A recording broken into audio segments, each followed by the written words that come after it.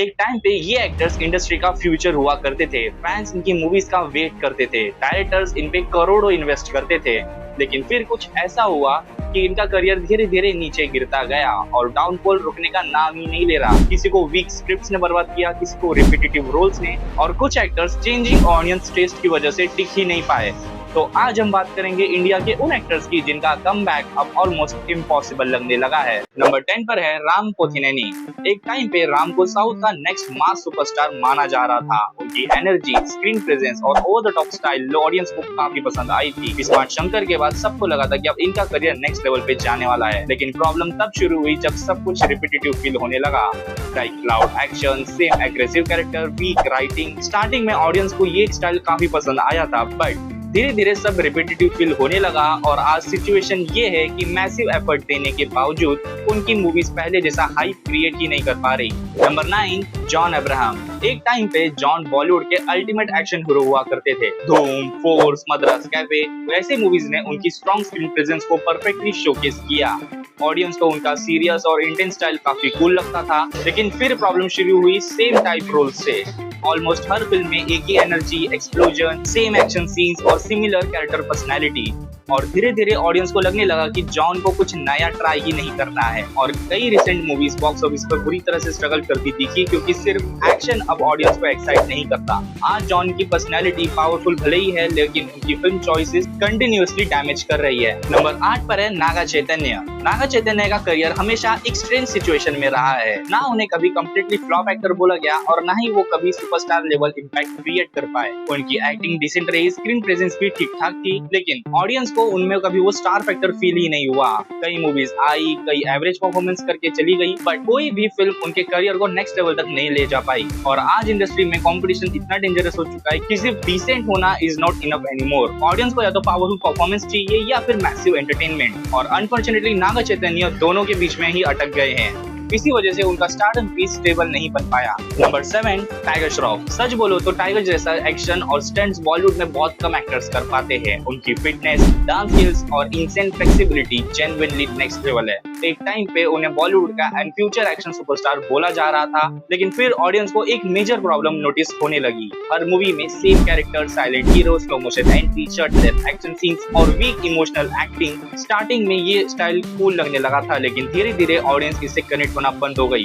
और जब recent movies के बॉक्स ऑफिस पे स्ट्रगल करने लगी, तब क्लियरली दिख गया कि सिर्फ एक्शन अब किसी एक्टर को सेव नहीं कर सकता।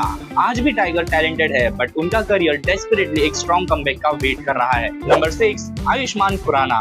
एक टाइम था जब बॉलीवुड में उन्हें यूनिक एक्टर्स में से काउंट किया जाता था। जब सब कमर्शियल, एक्शन और रोमांस बना रहे थे, तब आयुष्मान रिस्की कॉन्सेप्ट्स को चूज कर रहे थे, लाइक अंधाधुन, बधाई हो, आर्टिकल 15। हर मूवी में वो फ्रेश फील होते थे और इसी वजह से ऑडियंस उन्हें रियल कंटेंट किंग बोलने लगी। इवन मैं खुद अगर इनकी कोई फिल्म देखने लगता था तो मैं पूरा खत्म होने तक बैठा रहता था। लेकिन फिर मुझे भी एक धीरे धीरे उनका पैटर्न नोटिस होने लगा, जो कि था small town setting, social message, comedy को मिक्स कर देना उसमें, और हर फिल्म में सेम टेम्पलेट फॉलो करना। ये बहुत ज्यादा मुश्किल हो गया उनके लिए आगे जाके, क्योंकि पैंडेमिक के बाद ऑडियंस का टेस्ट चेंज हो गया है, जो कि लोग अभी थिएटर में लार्जर देन लाइफ एक्सपीरियंस देखने जाते हैं, ना कि रिपीटेटिव सोशल ड्रामास, जो कि अब तक आयुष्मान को शायद समझ में आ गया होगा उनकी प्रीवियस फिल्म से, जो कि थी पति पत्नी और वो दो। आई होप कि आगे से वो जो भी फिल्म करेंगे जरा सोच समझ के करेंगे। नंबर 5 पर है रवि तेजा। एक टाइम पे रवि तेजा को साउथ सिनेमा का अल्टीमेट एंटरटेनर माना जाता था। उनकी कॉमेडी टाइमिंग, क्रेजी एनर्जी और डायलॉग डिलीवरी ऑडियंस को इंस्टेंटली एंटरटेन करती थी। थिएटर्स में उनकी एंट्री पे लिटरली सीटियां बजती थी, लेकिन प्रॉब्लम तब शुरू हुई जब उनकी हर मूवी एक सेम कॉपी पेस्ट टेम्पलेट पे फील होने लगी। Same loud character, same over the top comedy और same predictable story line. Starting में फैंस ने भी इग्नोर किया, बट अभी इवेंचुअली फैंस भी बोर होने लग गए हैं। आज के टाइम में जब साउथ सिनेमा ग्लोबली इवॉल्व हो रहा है, ऑडियंस को स्ट्रॉन्गर राइटिंग और फ्रेश कंटेंट चाहिए। इसी वजह से रवि तेजा का स्टारडम धीरे धीरे वीक पड़ता गया और अब उनकी मूवीज पहले जैसा मैसिव हाइप क्रिएट नहीं कर पा रही। नंबर 4, विजय देवरकोंडा। अर्जुन रेड्डी के बाद विजय का हाइप इंसेन लेवल पे पहुंच गया था। एटीट्यूड, स्वैगर और रो स्क्रीन प्रेजेंस की वजह से यूथ उन पे कंप्लीटली क्रेजी हो गई थी। लोग उन्हें नेक्स्ट पैन इंडिया सुपरस्टार बोलने लगे थे, लेकिन फिर प्रॉब्लम शुरू हुई उनकी फिल्म चॉइसेस से। ऑलमोस्ट हर जगह वही aggressive attitude, same intense personality और ओवर कॉन्फिडेंट इमेज। ऑडियंस को धीरे धीरे लगने लगा कि विजय सिर्फ एक ही टाइप के कैरेक्टर्स प्ले कर रहे हैं। और जब big pan India films flop होने लगी, उनके एक्सपेक्टेशन के हिसाब से डिलीवर नहीं होने लगी, तो हाइप भी धीरे धीरे खत्म हो गई इनको लेके।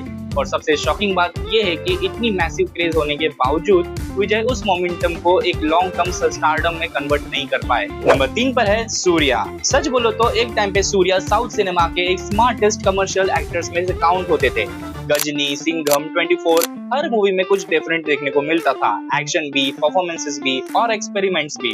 स्पेशली 24 के बाद तो जेन्युइनली लगने लगा था कि Surya next big pan India superstar बन सकते हैं। लेकिन उनके करियर में कंसिस्टेंसी प्रॉब्लम बन गई। कुछ फिल्म्स ओवरहाइप निकली, कुछ ऑडियंस से कनेक्ट नहीं कर पाई और इसी वजह से आज कंपटीशन इतना डेंजरस हो चुका है कि एक दो बुरी फिल्में भी एक्टर्स के पूरे करियर को डैमेज कर सकती है। और सूर्या आज भी टैलेंटेड है, लेकिन उनकी पहले जैसी एक्साइटमेंट क्रिएट अब नहीं हो पा रही। नंबर 2 पे है अर्जुन कपूर। सच बोलो तो बॉलीवुड में इतने चांसेस शायद ही किसी एक्टर को मिले होंगे। जब भी फिल्म इश्क शादी के बाद लगा कि जेन्युइनली ये एक्टर खूब सॉलिड कमर्शियल हीरो बन सकता है। उनकी डायलॉग डिलीवरी नेचुरल लग रही थी। फर्स्ट मूवी की बात कर रहा हूं बाय द वे में। ये स्क्रीन प्रेजेंस भी डिसेंट थी, लेकिन प्रॉब्लम एक ही चीज बनी और वो थी नो इम्प्रूवमेंट। सालों तक audience same expression, same low energy performances और सेम इमोशनलेस एक्टिंग देख रही। और सोशल मीडिया एरा में ट्रोलिंग ने सिचुएशन और भी वर्स कर दी इसके लिए। आज पॉइंट ये नहीं है कि उनकी मूवी फ्लॉप हो रही है, प्रॉब्लम ये है कि ऑडियंस उनको लेकर एक्साइटेड ही नहीं है। और किसी भी एक्टर के लिए ये सिचुएशन सबसे ज्यादा डेंजरस होती है। नंबर 1 पर है चियान विक्रम। और ऑनेस्टली ये नाम देख के काफी लोग शॉक भी होंगे, क्योंकि टैलेंट के मैटर में विक्रम इंडिया के मोस्ट डेडिकेटेड एक्टर्स में काउंट होते हैं। ये बंदा रोल के लिए अपनी बॉडी ट्रांसफॉर्म कर देता है, एक्सट्रीम वेट लॉस करता है और हर कैरेक्टर में लिटरली घुस ही जाता है। अनियन और आय इसके बेस्ट एग्जांपल है। इन फिल्म्स ने प्रूव किया कि विक्रम कितनी डेंजरस परफॉर्मर है, लेकिन इतने इंसेंट टैलेंट होने के बावजूद उनके करियर को एक ही चीज बार बार डैमेज कर रही है, वो है वीक स्क्रिप्ट्स। कई मूवीज में उनकी एक्टिंग इतनी अमेजिंग होती थी, बट स्टोरीज ऑडियंस को कनेक्ट नहीं कर पाती। इसी वजह से धीरे धीरे सिचुएशन ऐसी हो गई कि लोग फिल्म से ज्यादा विक्रम की ट्रांसफॉर्मेशन की बातें करने लगे। और आज भी उनके डेडिकेशन अनमैच्ड है, बट स्ट्रॉन्ग स्क्रिप्ट मिल जाए तो ये बंदा छा जाएगा। और ये डाउनफॉल पर्सनली फील होता है मुझे, क्योंकि मैं इनका बहुत बड़ा फैन हूँ, इसलिए इनका डाउनफॉल मैंने नंबर 1 पे रखा है। तो ये थे कुछ एक्टर्स जिनका डाउनफॉल शुरू हुआ तो रुकने का नाम ही नहीं ले रहा। लेकिन फिल्म इंडस्ट्री की सबसे इंटरेस्टिंग बात यह है कि यहाँ कमबैक इम्पॉसिबल नहीं होता। एक स्ट्रॉन्ग स्क्रिप्ट और एक पावरफुल परफॉर्मेंस अगर मिल जाए तो ऑडियंस फिर से उसे सुपरस्टार बना देती है। अब यहाँ देखना ये है कि इनमें से कौन सबसे डेंजरस कमबैक करेगा।